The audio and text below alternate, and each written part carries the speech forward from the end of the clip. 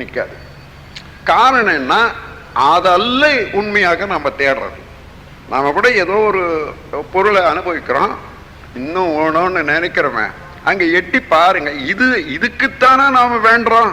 நம்ம எண்ணம் அப்படி போகுதுன்னா இல்லை, நமக்குள்ளுள்ள இருக்கக்கூடிய ஒரு பெரும் ஆற்றல் தங்குதடை இல்லாத இந்த தடையெல்லாம் நீக்கிக்கிட்டு போய் அதோட இணையறதுக்கு பாருங்க. அந்த வேகம்தான் இறைவனோட சேர வேணும் என்ற வேகமே சிறு பொருள்ல நிக்கிற போது அப்பொருளே மீறணும் என்ற போது பேராசையா வருது. இதை தெரிஞ்சுக்கிட்டா ஏன் இது மாதிரி ஆசை வருதுன்றதையும் தெரிஞ்சுக்கலாம். அப்ப அது தவறில்லை, அது இயற்கைன்றதுன்னு தெரிஞ்சுக்கலாம். இயற்கையாக இருந்தாலும் திசை மாற்றிய போது அது துன்பமாக அதுல இருந்து பல குற்றங்கள் வருதுன்னு தெரிஞ்சுக்கலாம். ஆகையினால இப்போ அந்த தான் தனது என்றது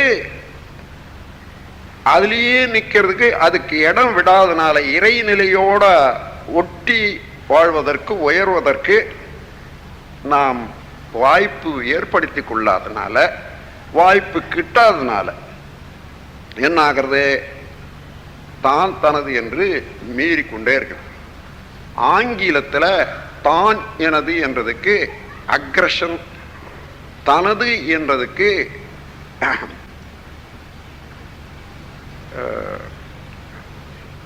பொசசிவ்னஸ்.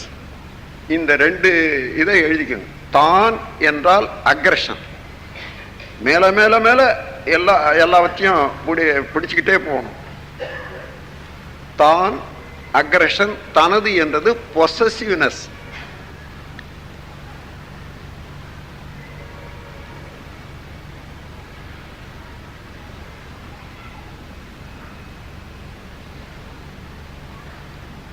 இந்த தான் எனது என்றது பொருள் மேல விரியுது இல்லையா, அதை பேராசைன்னு சொல்றோம். இந்த பேராசையினால பிறருடைய உள்ளத்துல என்ன ஏற்படுத்துகின்றதும் சிந்திக்க முடியாது, தனக்கு இது என்ன விளைவிக்கும் என்றதையும் சிந்திக்க முடியாது. போற வேகத்திலேயே போகும். ஒரு ஆறு கரை புரண்டு ஓடுற போது எப்படி அதனுடைய வர்ற வழியில் இருக்கிறதெல்லாம் அழிச்சுக்கிட்டு போகுமோ, அந்த மாதிரி இது காற்றாட்டு வெள்ளம் மாதிரி நம்முடைய அறிவு சிந்திச்சாதானே முன்ன என்ன வரும், பின்னால என்ன இருக்கும், பின்ன இருக்கக்கூடிய அனுபவமும் விளங்கும், பின்னால வரக்கூடிய விளைவும் விளங்கும், இன்னைக்கு இருக்கக்கூடிய சூழ்நிலையும் விளங்கி அமைதியாக செயல் செய்ய முடியும். அது இல்லாம பெருக்கெடுத்து விட்ட பிறகு, அதை திசை மாறி விட்ட பிறகு அதே அறிவானது என்ன நிலை அடையுதுன்னு பாருங்க. மேல அது வேணும், இன்னும் வேணும், இன்னும் வேணும் என்றது ஆசை மீற மீற மீற பிறர் நலம் காக்க முடியாத, தன்னலமும் பிற்காலத்துல காக்க முடியாத, தற்காலத்துல இன்பம் தனக்கு இன்பம் என்றதோட எல்லை கட்டுது. இதனாலதான் பிறர்க்கு துன்பமும் பிற்காலத்துக்கு துன்பமும் அளிக்கக்கூடிய செயல்கள் உருவாகின்றன இந்த பேராசையினால.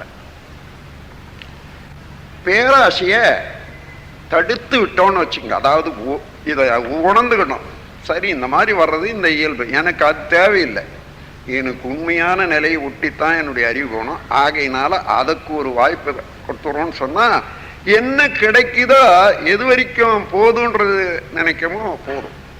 அதுக்கு தான் இப்போ கர்மயோகத்தில் ஒரு திட்டம் எழுதியிருக்கேன். உங்களுக்கு பின்னால் அந்த நூல் வர்ற போது உங்கள் எல்லோருடைய மனதனுடைய ஆர்வமும் ஒன்று சேர்ந்ததுன்னா நான் வெளிநாட்டுக்கு போகிறதுக்குள்ளாக அதை தமிழில் மொழிபெயர்த்தும் கொடுத்துட்றேன். இப்போ ஆங்கிலத்தில் பண்ணியாச்சு, அதுக்கு மொழி திருத்தம் கொடுத்து பிப்ரவரியிலேயே வெளியிடணுன்றதுடைய எண்ணம். அது ஒரு நூல் இந்த உலகுக்கு நம்முடைய தத்துவத்தை விளக்கிய நூல் ஒன்று வேண்டும்ன்றது.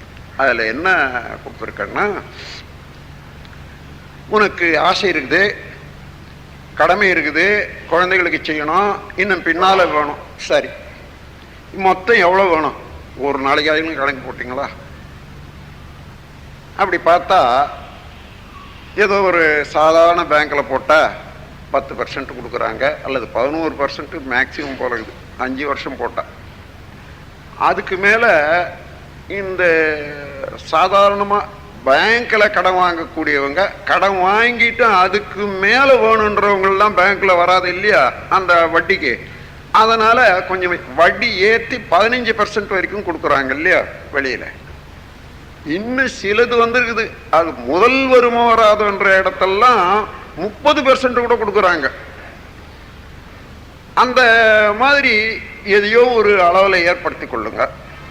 அப்போ எவ்வளவு வேணும் நமக்கு மாதம் மாதம். சாதாரண நம்ம நாட்டில் ஒரு 2000 ரூபாய் இருந்தால் சாதாரண ஆர்டினரி லைஃபு போதும். 5000 ரூபான்னா கொஞ்சம் நல்ல மாதிரியாக இருக்கலாம். அந்த 5000 ரூபாய் மாதம் வேணும்னு சொன்னால் அதுக்கு எவ்வளோ முதல் இருந்தால் வேணும் கணக்கு போட்டு பாருங்க. எல்லாமே கற்பனையாகவே இருக்கட்டும். அதையும் 5000 ரூபாய்க்கு ஒரு 5 லட்சம் இருப்பு இருந்ததுன்னா போதும். அது தெரிஞ்சு போச்சு இல்லையா? சரி, நீங்க சேர்த்துக்கிட்டே வாங்க, என்ன செய்தாலும் செய்யுங்க, சேர்த்துக்கிட்டே வாங்க. அந்த 5 லட்சம் வந்தது, அத்தோட நிறுத்திடு. சம்பாதிக்கிறது நிறுத்தக்கூடாது. அதுக்கு மேல என்ன வந்தாலும் சமுதாயத்துக்கு. ஏன் சமுதாயத்துக்கு கொடுக்கணும்னா, இந்த உடல் உற்பத்தி செய்தது சமுதாயம், வளர்த்து சமுதாயம், நமக்கு படிப்பூட்டியது சமுதாயம், பாதுகாத்தது சமுதாயம், சமுதாயத்தில் ஒரு மெம்பர். அதனால எல்லாமே இனிமே இந்த உடல் வாழற வரைக்கும் போக, இதுக்கு வேண்டிய கடமைக்கு போக, மிச்சம் அப்படியே சமுதாயத்துக்கு போகணுன்ற அளவில் அந்த திறந்து விட வேண்டியதுதான் மதுவை. அப்படி திறந்து விடலைன்னா ஒரு அணைக்கட்டு நிறைய தண்ணி வந்துடுது. அந்த ரொம்ப இறுக்கம் பிடிச்ச மாகாணமாக இருந்தால் இல்லை திறந்து விட்டா அடுத்த மாகாணத்துலேயே பாஞ்சிடும்.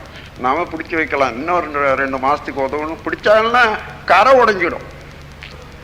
அந்த மாதிரி எந்த எந்த இடத்துல செல்வத்தினுடைய இது அளவு அதிகரிக்குதோ, நாலாவட்டத்தில் பார்த்தீங்கன்னா அந்த குடும்பத்தில் இருக்கக்கூடிய கரை உடைஞ்ச மாதிரி பல வகையில் குழந்தைகளும் அவர்களும் ஒடுக்கங்கட்டு உடல் கட்டு அடைகிற துன்பத்துக்கு எல்லை இருக்காது. அந்த மாதிரி ஒரு எல்லை இன்னைக்கு கட்டிக்கணும். அதை எனக்கு இத்தனை லட்சம் வந்தது, அதோட நிறுத்துக்குவோம். 10 லட்சமா கூட வச்சுக்கங்க, 20 லட்சமா கூட வச்சுக்கிட்டோம்.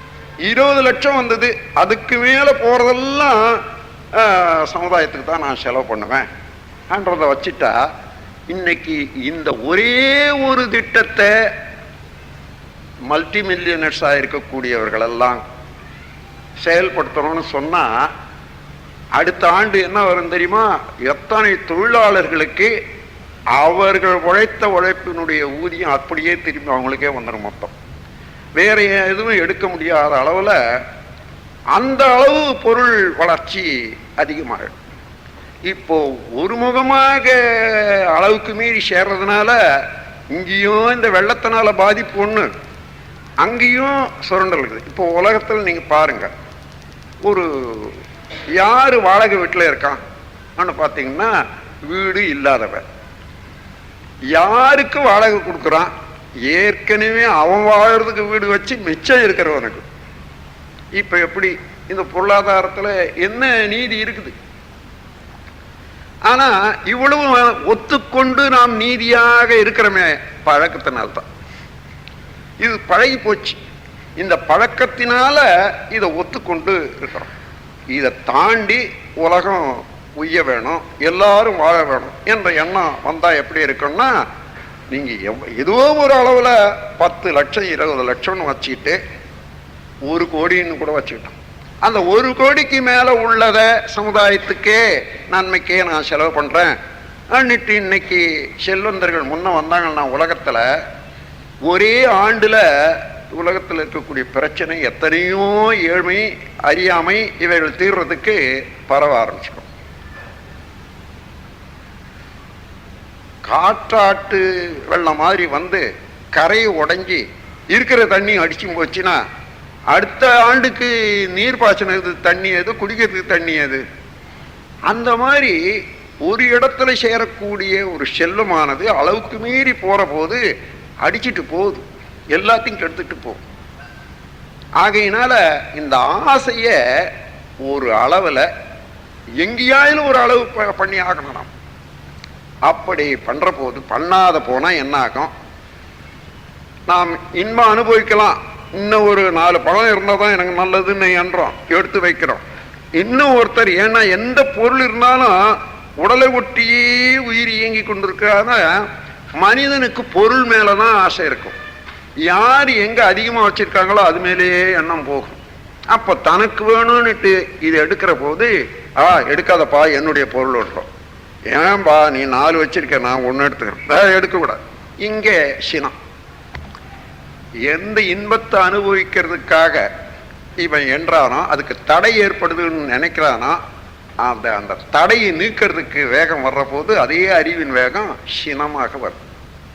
இன்பத்தை அனுபவிக்க ஏற்படக்கூடிய தடையும் ஏற்படுமோ, இந்த தடை ஏற்படுமோ என்று எண்ணக்கூடிய எண்ணமும்